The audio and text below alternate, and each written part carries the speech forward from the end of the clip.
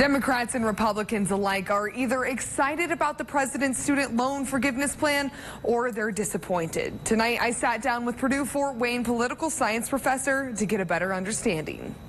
I think they really tried to steer this toward being more aimed at people on the lower end of the income scale. President Joe Biden's plan to forgive student loans. What does it mean? For the answer to that question, I turn to Purdue Fort Wayne political science professor Mike Wolf. Do you think the president had, some pressure to do this? Yeah, this was clearly a big issue in the primary, where you had some of the people he's running against for the Democratic nomination saying all loan forgiveness should be given. So he was dragged in that direction, most likely.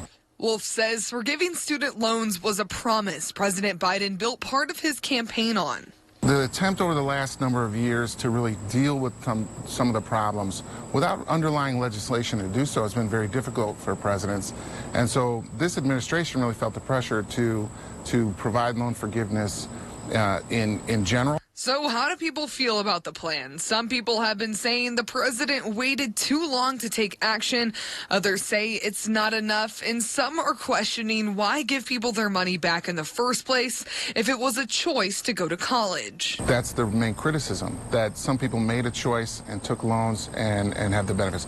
The other side of that, though, is that people choose to default on loans in the private sector and are scot-free.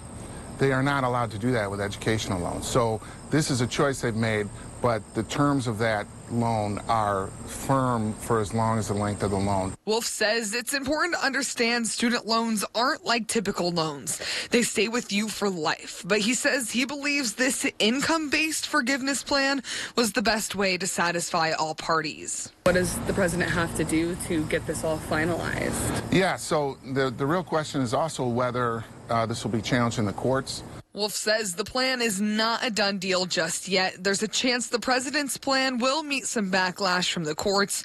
He also says there's a pretty good chance it will impact the upcoming November election. Kind of interesting for him to be able to deliver this close to an election, and I'm sure he didn't delay it for that reason, but the fact that it might be fresh in voters' mind could be positive.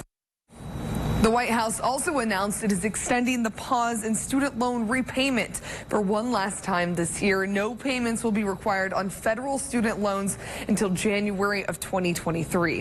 For now, reporting in studio, I'm Carly Van Cleve. Now, your ABC 21 First Alert.